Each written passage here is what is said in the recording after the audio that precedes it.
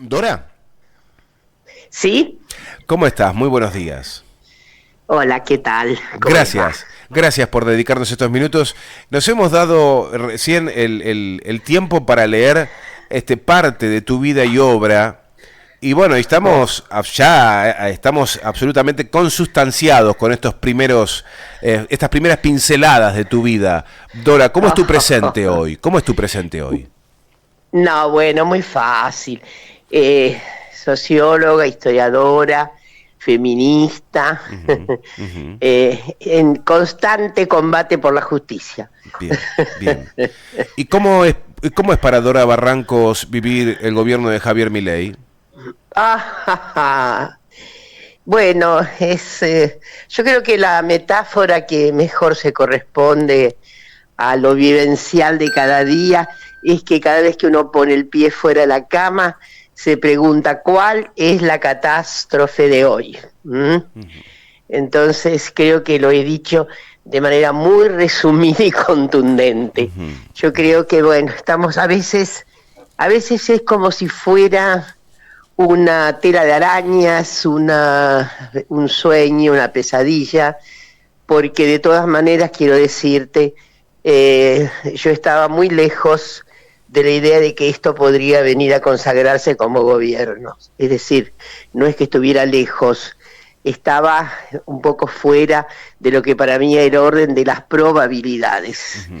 Entonces, cuando muchas veces ocurría, ¿no? Y ocurrió durante todo el año pasado, en la campaña, acerca de la probabilidad, yo decía, bueno, entonces preparémonos para una vida invivible. ¿Mm? Siempre decía lo mismo. Bueno, la profecía se ha autocumplido pesarosamente, lamentablemente. Hasta muchos votantes de Javier Milei decían, bueno, no va a ganar, le voy a dar mi voto de confianza para contrarrestar un poquito. Lo contrarrestaron tanto que se bandió la elección. Es probable. Yo no escuché tanto eso, Ujú. esa línea argumental no la escuché tanto como, por ejemplo, no va a ser lo que dice. ¿M? Ah, sí. No va a ser lo que dice. Era una situación paradójica de todos modos porque por un lado la gente tenía un cierto encantamiento, digámoslo, una cierta imantación con la idea de la motosierra y pensaba que la motosierra era una suerte de extintora de males, de políticos malos, de la casta, etcétera, etcétera, que vaya a saber qué prefiguración, por otra parte, tenía la gente. Creo que tenemos mucho que investigar. Ujú. Pero bueno, ocurrió que, como en Brasil, creo que la narrativa que más escuché es, bueno, finalmente él no va a hacer lo que dice. Eso era muy común entre las gentes de clase media, que de ninguna manera podía decirse tenían una orientación de extrema derecha, pero que tenía un cierto hartazgo Ujú. con la política normalizada, digámoslo, y entre comillas, y entonces finalmente optaba por esto que le parecía que, bueno, me refiero al caso Bolsonaro, ¿no? Que es muy Claro. par con Milei, muy par con Milei. Ujú, ujú, ujú. Qué humor raro que tuvieron en la última visita de Javier Milei a Brasil con la entrega de una medallita que le dio Jair Bolsonaro, que Sí. no sé qué era lo que celebraban, una cuestión de yo soy macho y no, una cosa Ah, no, sí, rara. sí, es eso. Bueno, ahí tienes un resumen paradigmático yo diría, de los soez, Mm, que es esa derecha de Bolsonaro y de sus estereotipos contrafeministas, homofóbicos completamente, y bueno, qué decir, transfóbicos y demás. ujú. Sí, con las famosas 3 I, ¿no?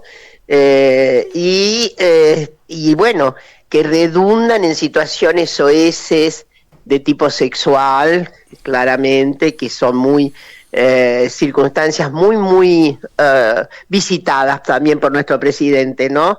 Por las metáforas y a veces no tan las metáforas que suele usar. Y en ese punto digo, sí es muy semejante hay alguna estructura idiosincrática que se los asemeja. No es tanta la estructura de Milei con otros líderes de la extrema derecha del mundo, ¿no? Pero con Bolsonaro es muy, muy próximo el tipo de personalidad, etcétera, ¿no? Dora, ¿cómo es ser asesor de un presidente? Fuiste asesora presidencial de Alberto Fernández, ad honorem. ¿Qué rol? ¿Cómo te sentiste? ¿Qué función cumple un asesor? ¿Lo llamás por teléfono? ¿Te recibe a la mañana? ¿Cómo es?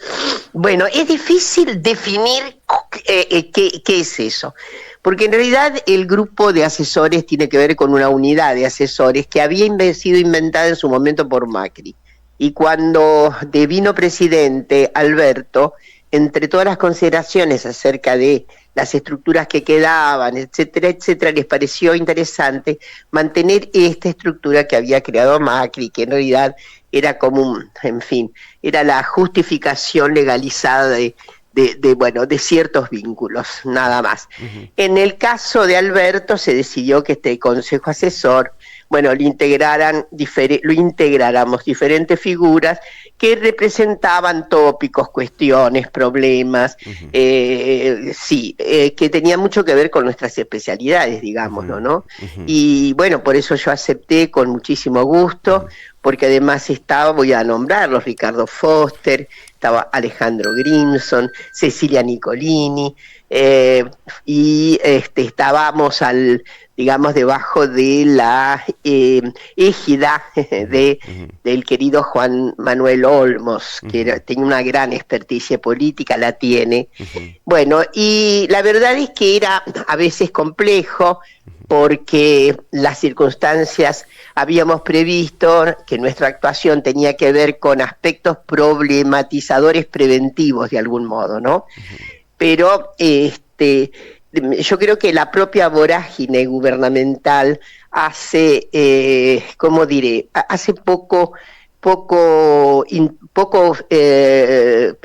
empíricamente concreta la actuación del grupo de asesores, está claro. Porque por otra parte, la gobernanza tiene los asesores fundamentales que es cada ministra, cada ministro, ¿no? Cada parte de la administración, sobre todo cada parte del gabinete, representa un área concreta de solución de problemas y de previsión de problemas, ¿no? Y de iniciativas, desde luego, de políticas públicas. Así que a veces se hacía borroso el funcionamiento, otras veces creo que podemos adjudicarnos circunstancias interesantes de actuación con Alberto. De mi parte, o como se puede imaginar, quien nos escucha y tú mismo, yo tuve muchísima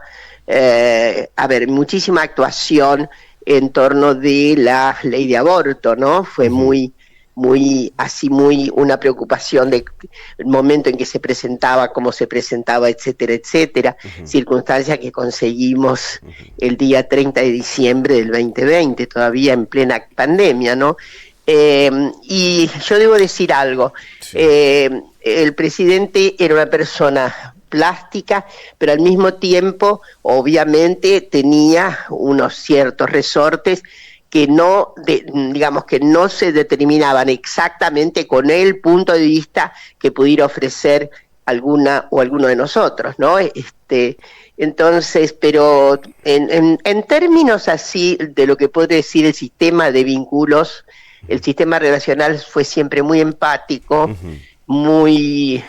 Alberto tiene una bonomía particular, y aunque tuviéramos discusiones a veces más, nunca airadas, pero discusiones de cierta grosura, de cierta densidad, era muy interesante hacerlo porque, bueno, se trataba de un cabildeo que, bueno, tenía sobre todo el propósito de que las cosas se hicieran de la mejor manera posible, ¿no? En fin, para mí, por un lado, me quedo satisfecha con esa pequeña participación de mi rol para que la ley de aborto se consagrara, de la misma manera que por haber actuado con relación a otras circunstancias en las que estoy segura el punto de vista que yo tenía, que no era mío, era en todo caso el punto de vista que una sentía que era el más correcto, el que debía tomarse, el camino que debía tomarse. Muchas veces el presidente fue muy sensible a esta mirada.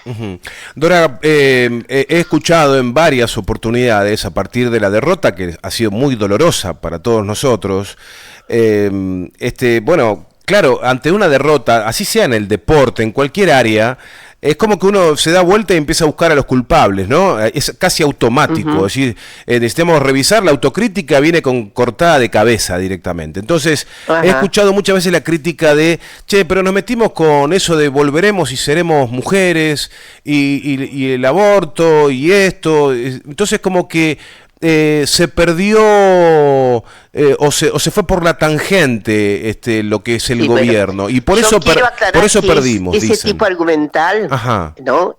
Es inadmisible. Es inadmisible y no lo podemos admitir. No solo no lo podemos admitir las feministas, sino no lo puede admitir el plexo de los derechos humanos en la Argentina. La verdad es que no fue de ninguna manera el backlash respecto de eso. He venido sosteniendo y diciendo, vamos a doblar la apuesta, y la prueba está que estamos doblando la apuesta. A las feministas no nos van a correr con, miren qué responsabilidad, pidieron tanto. No, eso fue lo que puso muy enhiesta a la sociedad argentina en el mundo. Vos sabés perfectamente, tal vez, que las consecuencias del aborto fueron no solamente de significado notable para las mujeres, las personas gestantes en nuestro país, para la dignidad humana en nuestro país, sino que tuvo efectos inmediatos sobre dos sistemas institucionales. A ver, uno es el Supremo Tribunal de Colombia, que tomó nuestra ley, y ahí inmediatamente,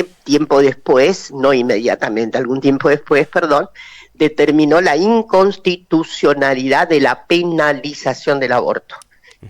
Y hace eso que Colombia haya avanzado mucho. El otro sistema institucional que tomó el ejemplo de Argentina fue el Supremo Tribunal de México, que México era muy problemático en México la extensión del aborto, porque cada estado mexicano tiene su propio código penal. Pues bien, cuando el Tribunal Superior se expidió en el mismo sentido, sacó una acordada muy importante en la que se determina esa acordada por la inconstitucionalidad, penalización y demás del aborto, en fin. Y eso se sabe poco, pero al mismo tiempo quiero decirte las repercusiones otras internacionales, el hecho de que, y con esto termino esta idea, tanto en los organismos internacionales, Naciones Unidas, etcétera, aún la Unión Europea, ¿no? Nuestra ley ha sido puesta como de ejemplaridad porque es una ley técnicamente notable. Así que no podemos admitir esto. Y además, en todo caso, si nos flagelamos por la responsabilidad debida, no va a ser por ahí, seguramente es por omisiones, probablemente porque no se comprendió bien cómo era el estado de la sensibilidad, la representación imaginaria por donde iba, y yo creo que eso es un cuadro mucho más complejo, sobre que justamente en estos días ya he escrito algún artículo que está por ahí, y me estoy dedicando particularmente a dar charlas sobre la complejidad de las sensibilidades en este siglo XXI. Dora, ¿hasta dónde ha calado el discurso? No sé, hoy en día se habla de 3/3 que están bregando por ganar espacio en la política argentina, ¿no? Hay un número concentrado entre el campo nacional y popular, donde está el peronismo, hay otras corrientes y demás. Hay un sector muy fuerte que es independiente, y después estaría el sector duro de lo que sería, lo que nosotros llamamos en la calle el gorilaje, o esos 3/3. ¿Hasta dónde puede calar este discurso que hoy lo tiene a Javier Milei presidente? Porque uno se pregunta, con el conocimiento de la sociología, con el conocimiento de la historia, qué sé yo, si esto llegara, si se volcara bien en nuestra sociedad o con más vehemencia, quizá no tendríamos este tipo de pensamientos. Ahora, quizá me sorprendés si me decís, ojo, no te creas, mirá que en casas de altos estudios... Es muy complicada la situación porque además es una circunstancia primero planetaria. Las derechas han ido ganando cierto terreno, importante terreno,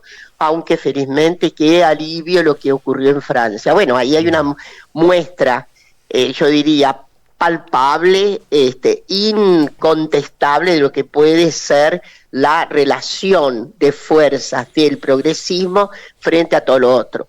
Y ahí se vio claramente su resultado, ¿no? Inclusive un renacimiento de la izquierda, ¿no? Pero lo que quiero decir es que luego de este sistema planetario hay que pensar muchas cuestiones, muchísimas cuestiones, entre ellas las reorientaciones de la sensibilidad, las reorientaciones que han producido sobre todo algunas circunstancias, no solo el COVID, la gente están inseguras, cuando las personas están inseguras, pero no inseguras de que te van a robar, de que te vienen a asaltar la casa. Inseguridad existencial, es algo más profundo, ¿no? Esa inquietud existencial. Y la segunda cosa, el miedo, sí, una podría atribuirle una buena parte de la inestabilidad en las sensibilidades al miedo al COVID, que fue de una incerteza tremenda, ¿no? Pero bueno, miedo e inseguridad son forjas de las que se nutren las extremas derechas. No conozco que haya una fusión de miedo e inseguridad que al mismo tiempo se alimentan, ¿no? El miedo alimenta la inseguridad, etcétera, etcétera. Pero me refiero a que es una inseguridad integral, no solamente... Primero porque también está en juego la pérdida de empleo en el mundo. Hay una automatización en Europa impresionante, ¿no? Y además la facilidad con que el miedo y la inseguridad Ay. A ver, Dora, dejamos... ahí está. Como chivos expiatorios. Correcto. Dora, la última... agradeciéndote este tiempo, ¿nos estás escuchando acá? Es como que nos amaga que se nos corta. ¿Me estás escuchando, Dora? No, se corta. ¿Vos estás llamando por línea o por...? A ver, Dora, si nos estás escuchando, suelen escucharnos cuando nos sucede esto, nuestro entrevistado nos escucha perfectamente, pero nosotros no, así que aguardemos a ver si podemos recuperar la comunicación telefónica, y si no, volvemos a llamarte. Dora, estamos hablando con Dora Barrancos, doctora en Historia, fue asesora presidencial ad honorem de Alberto Fernández. Bueno, pensando... Dora, estamos de vuelta, de regreso. Sí, ¿qué pasó? Se cortó. Para mí que hubo una maniobra patriarcal. Sí, claramente. Bueno, hablando de maniobras patriarcales... te llevo a la última pregunta.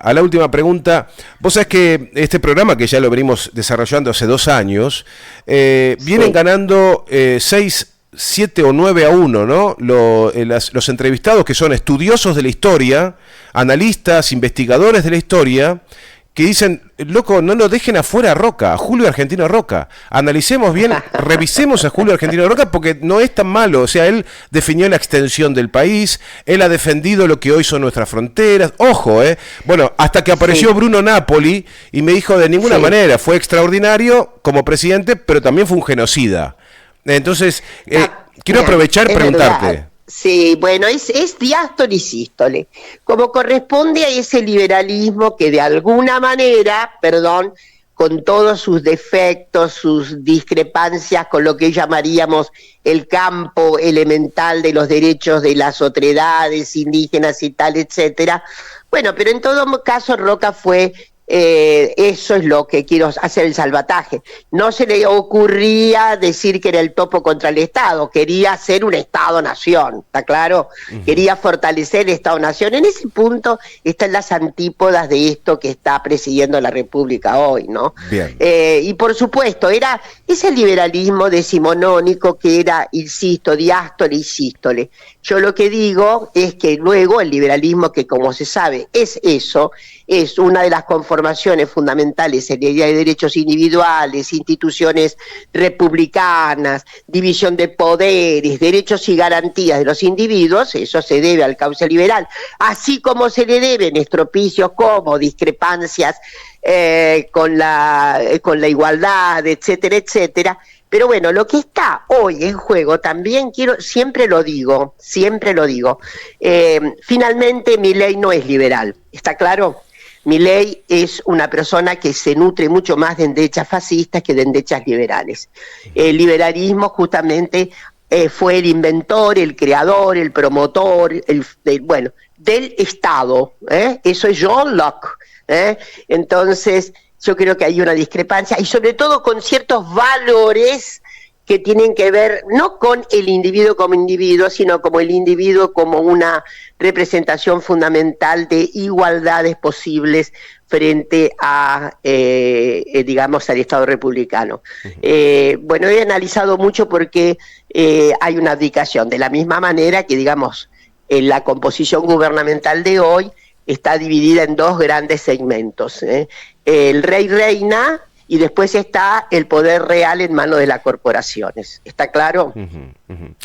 Dora, sí, está clarísimo, no te enojas si titulamos que Milei es la derecha fascista.